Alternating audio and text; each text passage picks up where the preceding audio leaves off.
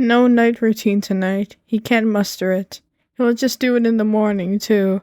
Even thinking about getting up right now makes the ache in his muscles louder. He lays on his side under his bed covers, listening to the familiar voice of Nillard calmly explaining the esoteric chemistry steps to create purple-colored gold.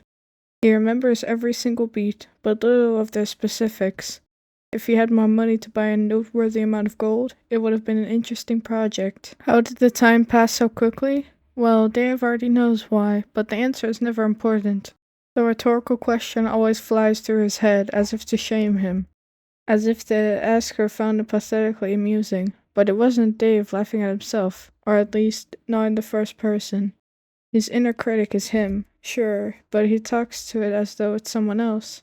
It just felt a lot more natural to distinguish an imago so viciously cold towards him as a separate controversial entity, given how often it interrupted his thoughts like one. This keeps happening. Yeah, I know. And you know how to not do it. Uh-huh. And here you are, still doing it. Yep. Crazy. At the end of the day, though, it's all just Dave talking to himself, an embarrassing habit he's had for as long as he can remember. Personifying your voice of reason makes existence a little less lonely. Not any better, just less lonely. It's almost a routine to have exhausted exchanges like this, where the only point is to acknowledge that he didn't like what was happening. You do realize that you're playing with fire here, don't you? Yes. He thinks with slightly more anxiety as the app autoplays to the next video about Minecraft 1.22 TAS speedruns. So put the goddamn phone down so Melda doesn't ask questions. I don't want to sleep. I'll look like shit either way if I have another nightmare. So what difference does it make, huh? That's what I thought, asshole. Just trying to help you, princess. He rolls his eyes at his own insult. The imago attempts to form wordless counter-arguments, but Dave does not have the energy to keep that spat going any longer. That's a nice thing about a fake person. They can go on for as long as you can, and there's no consequences to ending a conversation with them on short notice. Gentle noises of 9-hour-long celestial polyrhythms do their best to drown his head out of meaningful thoughts, to go to sleep. It's not worth doing a whole lot to actually put them at ease. At most. At least it keeps his mind from wandering too much. If only the tiredness he felt could translate to just not being awake. This is going to be a long day, isn't it?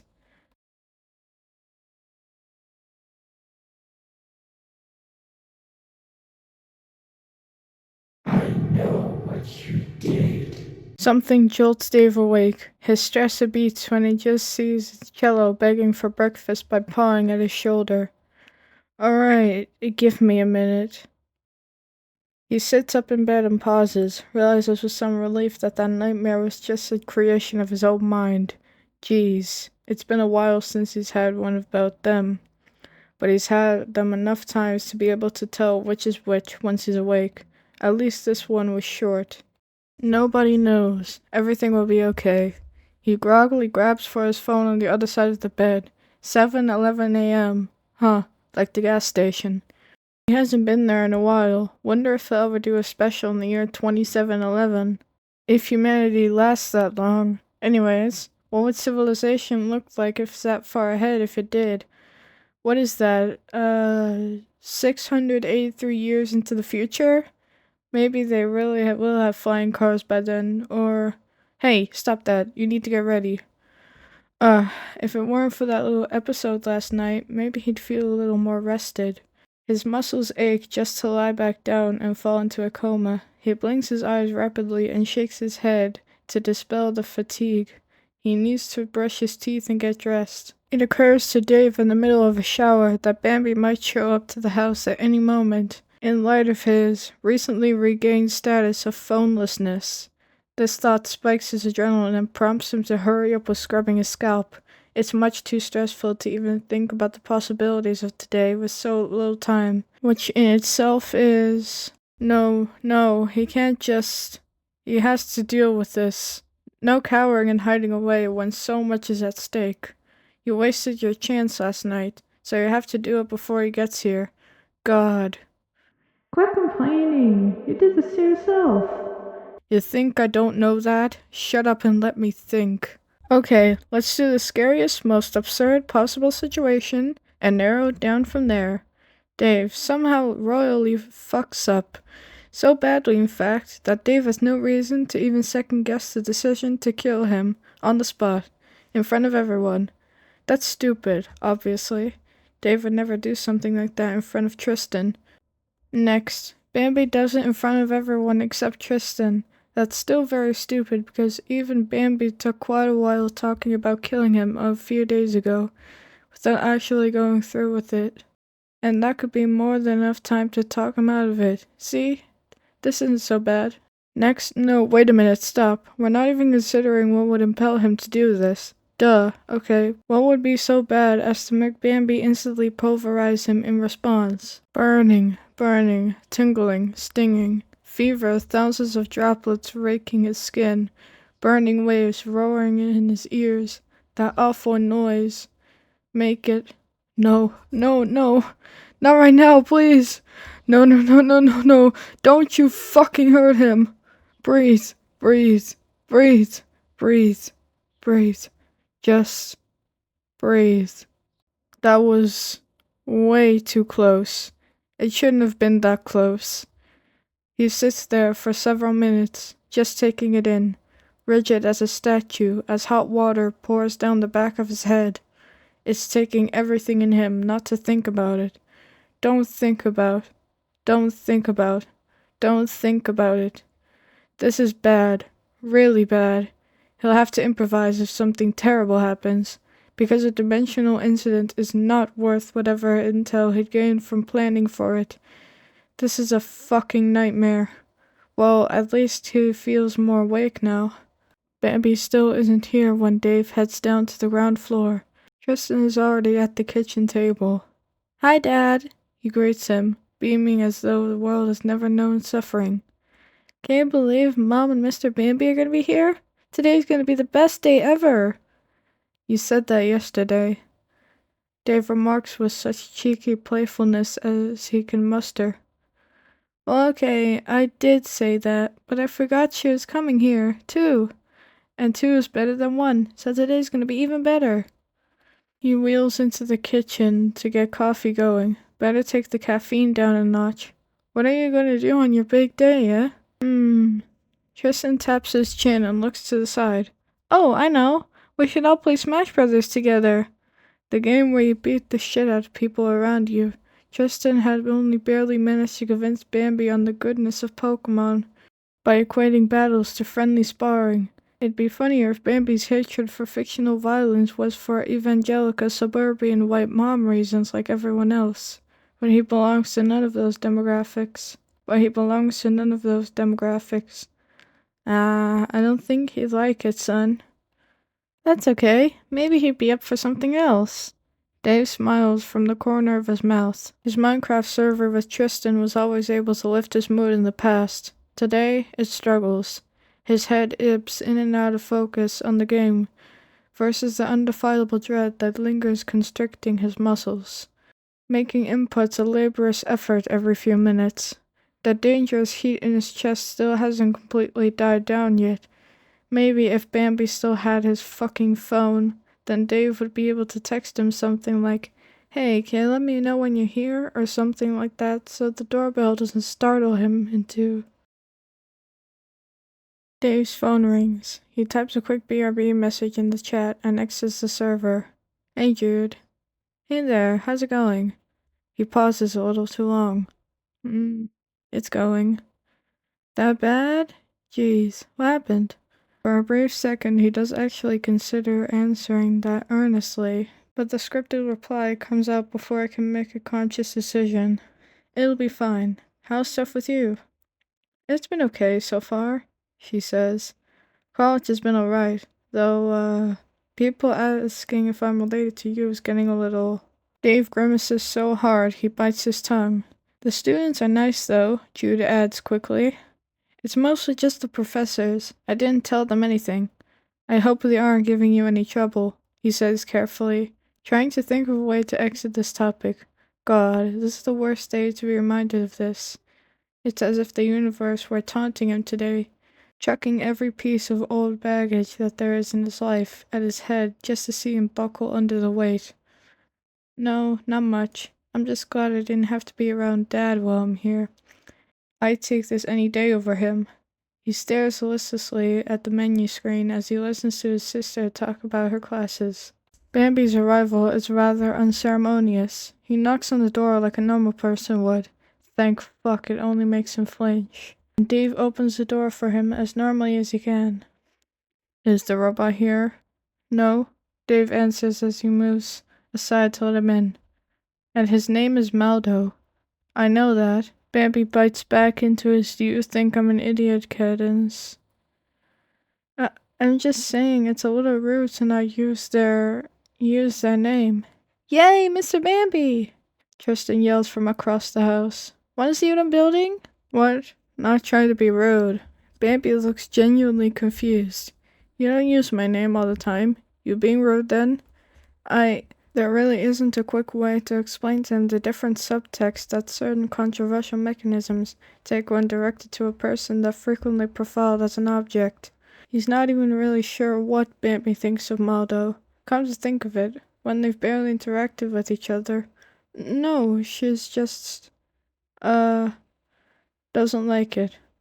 Oh, okay. You're awfully twitchy today. Yeah? Geez, these minor spats are making his heart pound all the way to his ears. Smile. Motion him in. Just noticing. Hello, everyone. Hi, Dad. Hope you all had a good morning. Hi, Dave. How are you doing, friend? Hi, Dave. Did you sleep well? Yeah. Oh, that's good to hear. I'm glad you're getting your rest. Dave? Shit. Fuck. No, you can't lose it. Not right here. Not right now. Save it for later. Be polite. Smile. It's good to see you too. The jolt he had earlier this morning was more than enough to keep him alert, but its effects are beginning to wane now that he's idly watching Tristan explain Mario Kart to Bambi, while Meldo cooks lunch. Bambi refused to eat what's being made on the premises that he doesn't know it's safe. The guy doesn't trust anyone's cooking but his own, not even Dave's. It's getting difficult to keep his eyes open, much less look as though it's not an active struggle at the moment. Yet some deep part of him fears that when he wakes up, something horrible will have happened to someone that he wasn't there to prevent. Ugh, none of these thoughts are even making sense anymore, but all he can do is sit with them and grit his teeth. He's physically incapable of taking the risk to focus on them any further. All he can do is hope that the time passes more quickly, and everything will be fine. Nothing's happened yet, after all. He leans his head back and savors the fact there's not too much background noise for anyone else to hear how badly his breath is shaking. He glances over at the TV. Huh, Bambi is winning. He's in third place while Tristan is in ninth. Wonder if he's going easy on him to let him win. Something soft touches Dave's knee. He jolts a little and looks. Oh, Cello. Her tail had brushed against him. She cranes her little head up at him and mews. He doesn't have the energy to baby talk back to her, so he just reaches down to scratch her neck. She stretches herself out on his prosthetic leg and reaches her paws upward. Here, girl, he mumbles, picking her up and setting her on his lap. She flops against him, content. Cello somehow always knows when he's anxious. He's woken up to her purring on his chest before after particularly unpleasant nightmares. That poor cat is the only other soul who has witnessed the worst of his bad nights and mood swings. Those ugly trips down memory lane that leave him crumbled to the floor of his bedroom, in an unsightly heap. And ever still, she is simply a cat. She doesn't judge or comment on seeing him in such a state. Her royal fuzziness is a welcome drop of comfort to the torrential sea that this day has been. It's... No, God no, don't cry over the cat. You fucking baby, come on. He shuts his eyes and shoves the welt in his throat as far down as it'll go to focus on patting her back. She purrs under his hand. Warm. Dark. Sounds of a game. Wait, dark? Dave jolts up and, oh, That's the couch he's on. The couch? Oh god, how long was he asleep? Where's Tristan? Maldo? Cleo's gone too. The TV is still on, idling on the character select screen. You awake? A familiar voice says somewhere to the side. He whips his head around and makes eye contact with Bambi, who's sitting on the couch across from him eating a bag of corn kernels. Slept like a fucking rock, you did. Justin tried to draw on your face, but I didn't let him, so you're welcome. Also didn't let Maldo cook too loud, so you're welcome for that too. Huh? Anyway, food is next to you. Where's Tristan? In bed. Begged me to let him stay up late, and begged me not to tell you that he did that. Also, no, I didn't tell Maldo anything. They left an hour ago. You were asleep for a while, so I microwaved your food once every 30 minutes. Should still be warm. Dave blinks a few times to process all that information. Things are okay? Wait, hold on. Rewind. Did you did all that? For me? Yes, Bambi huffs. I told you I'm gonna be nicer, and he adds, looking Dave straight in the eye. You look like shit today. You not sleep well? I fucking told you. Shut up! Oh, what the hell? There's no good cover for it. No, not really. Bambi grunts and closes his eyes, giving a little nod. That's what I thought. Food should help. He pauses before standing up. Anyways, I'm tired as fuck too. Some other guy with spiky hair came by to play with Tristan, and I'm done doing stuff with people right now. Goodbye. Wait, Dave says. Bambi looks back at him. Wait, hold on. What? What is it? Before you go, Bambi is... Wow, he really is just acting like nothing even happened. He's described all this stuff so nonchalantly, so matter-of-factly, like it's something he would do any day, as if it isn't a massive change in demeanor. 3 days ago, Bambi would never have the consideration to make sure Dave's dinner's warm, much less stay at his house to make sure he eats it. How can he just do all that with a straight face? How can he even be looking at him the same way he has before? Bambi can't hide his emotions for shit, so the only thing this could mean is he really, genuinely just doesn't care that he's a freak, that he created that horrible thing for himself. Huh, why does that feel so nice? To have someone see such an ugly, revolting part of Dave's life and just not even give a shit after it's said and done? He's been lambasted for far less. This shouldn't feel good at all. He shouldn't be relieved that someone isn't bothered by all that awful shit. He should be freaking out over what kind of tolerance may do to his moral compass. But, God, he's so tired. This is the only good thing he's felt in the past few days.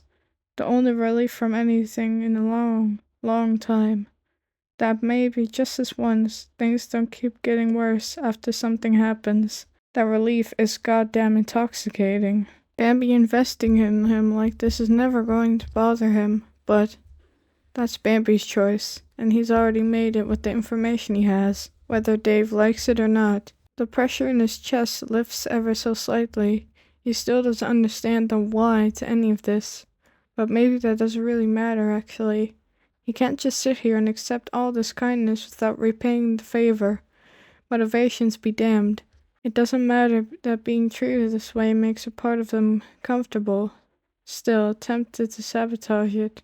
It doesn't matter, even that Dave doesn't deserve any of this. It may be massively, alarmingly counterintuitive, but maybe that's the key to keeping this whole mess stable. Not to try and plan the whole scenarios, and potentially risk everything by freaking himself out again and dragging other awful memories out with it. But to just, hurry up, Bambi grunts. I need to go home. Trust his friend, who, must have been waiting patiently for Dave to stop spacing out. Bambi?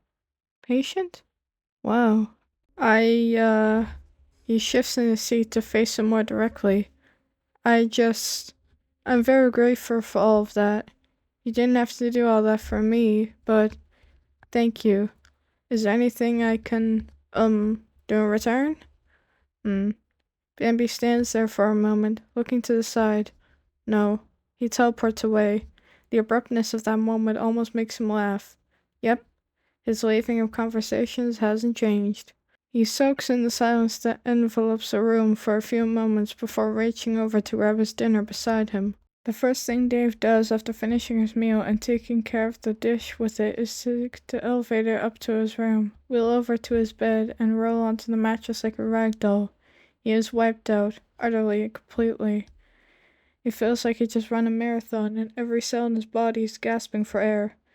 Today was a larger expense of energy than he ever had to deal with. God, who knows? But better not to think about that too hard. I don't need any more bad memories on my mind right now.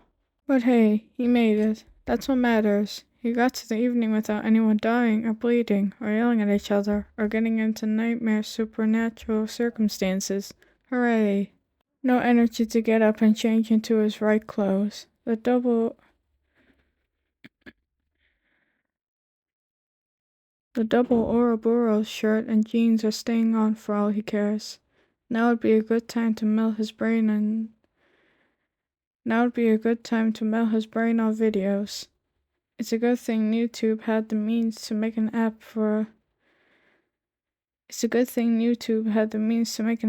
as small of a team as it is. They're working the backbone of internet preservation. The acquisition of his parent website by a media conglomerate nuked nearly 12% of its content on the basis of copyright violations and inappropriate material, which doesn't sound like a lot until you remember that there was over 20 billion videos on the platform before the handoff. While a lot of the obscure content is lost media, it's thanks to the effort of data hoarders, digital archivists, and hundreds and thousands of come-and-go volunteers that any significant portion of YouTube's voided videos with less than 100,000 views can still be watched today. Dave smiles a little, thinking about it all. Maybe he should contribute to the project again. It's been a long while. Later. Right now he's just itching to watch old Vsauce videos. Where did missing people go? How did they disappear? What if you disappeared, and how do you know you haven't already? Dave skipped to the next video on the playlist quickly. Oh no, we are not doing any more of this shit tonight. He's more pissed off than stressed by these reminders at this point. Fuck you, universe. Hey, Vsauce, Michael here. Where are your fingers? Having taken that unexpectedly long nap leaves Dave even more wide awake than he usually is at this hour. He lies spread out in a snow angel position on his bed, staring up at the ceiling. Thoughts swim in his head. Not distressing ones, at least. Not most of them. Just thoughts. It's strange this time around. He spent this entire day wanting to fucking explode from having to maintain any semblance of normalcy, and failing rather spectacularly. But now all that crushing deep-sea pressure is just gone. Well, mostly anyway. He certainly feels the exhaustion from dealing with it. The lingering aftertaste of adrenaline still making the abdomen sore, but it's more like the feeling one gets after sitting down a heavy object you've been carrying for longer than you like. A block of ice, maybe? It's not like you're instantly better. You just need to recover, even though nothing happened. That's as much as he can make sense of it anyways. It makes him feel less pathetic to frame it like that rather than to be absolutely decimated by nothing. The hysterical brain fog that had been obscuring his judgment earlier has finally melted away, leaving him embarrassed that he ever seriously thought it was a rational possibility that Bambi would just kill him over nothing. I mean, the guy got violent once, which is pretty fucking scary no matter how you look at it, but he's known this guy for, how long has it been? 8, 9 years? And he's never done anything like this in all that time. What happened that night was not an outlier. It made Bambi do a 180 to make sure it doesn't happen again. Dave can't keep treating him like a wild card when he's clearly, at least so far, putting in a lot of effort he's literally never made before just to make it up for him.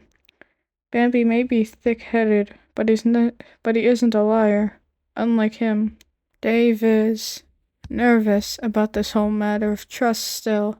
Bambi is impulsive, irritable, arrogant, speaks without thinking, and rather, clueless about a lot of things. He's the last person he would want to trust with something gravely serious, and he's still apprehensive over the chance that something unexpected could happen. But if there's anything he's learned today, it's that Bambi isn't the person he thought he was. Who is Bambi, really? Even years of superficial conversation, stupid bickering, phone bills, and card games every week or so doesn't get you very far into someone's life. Not once have they ever talked about anything remotely personal. Dave didn't really care about any of that before, and neither did Bambi, it seemed, but now... There's a lot of things Bambi still can't know about, though. Most of this everything staying normal deal relies on him not finding out anything else about the PRIEM. Dave just can't fully put his trust into that okayness surviving a second incident. Not to mention that he was extraordinarily lucky that nothing happened from his episode that dragged them both into the void. There's no way in hell he's ever going to take that cosmic alignment of impossibly good outcomes for granted. But as long as Bambi stays blissfully unaware and utterly uninterested about it, Dave should have no reason to interdimensionally dislocate again. Which means everyone will stay safe. Happy ending. Maybe he can finally start getting back to equilibrium, and maybe even forget that any of this happened at all. Who knows? And equilibrium, that is, with this new future, is going to be different. Better? Worse? Guess there's only one way to find out. Well, as long as he's going to be awake, he should put the time to good use. He's been lying around doing nothing for long enough. Dave gingerly sits up in his bed and hoists himself into his wheelchair again. Every movement takes a great amount of effort, but it's preferable to just rotting like dead letter mail. He moves over to his desk. The power light is still on. He never turned it off last night. At least it means he only has to flick the mouse to get this started. Slowly, pensively, he opens his command prompt, navigates to the disk drive, and enters D. Terminal. DESC.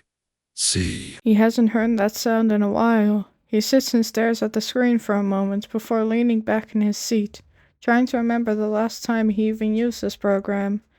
It was one of the most complex things he had ever created, though it was more of an experiment than a genuine utility. The Dave that started working on this over 10 years ago thought it would be cool to interact with the files through a retro-futurist interface, sharing likeness with the DOS computers on Danok T1 in the Matrix, logging his daily thoughts as though he was a scientist of importance studying unknown phenomena. Something like that, anyways. Sometimes he pretends to be an artificial intelligence instead of writing pseudologs to the computer about made-up software, processing an analyst of the organic world. Good thing he deleted every trace of that contrived shit long ago. Tonight, he's here to write about something else. Tonight is the beginning of a project unlike anything he's ever done before. Something good, for once. Something to keep his mind occupied against the tidal wave of memories, should they ever rear their ugly heads again. Something that may finally start to redeem him, even if it's ultimately insignificant, ironic, dissonant to the reality of the situation he's orchestrated for himself.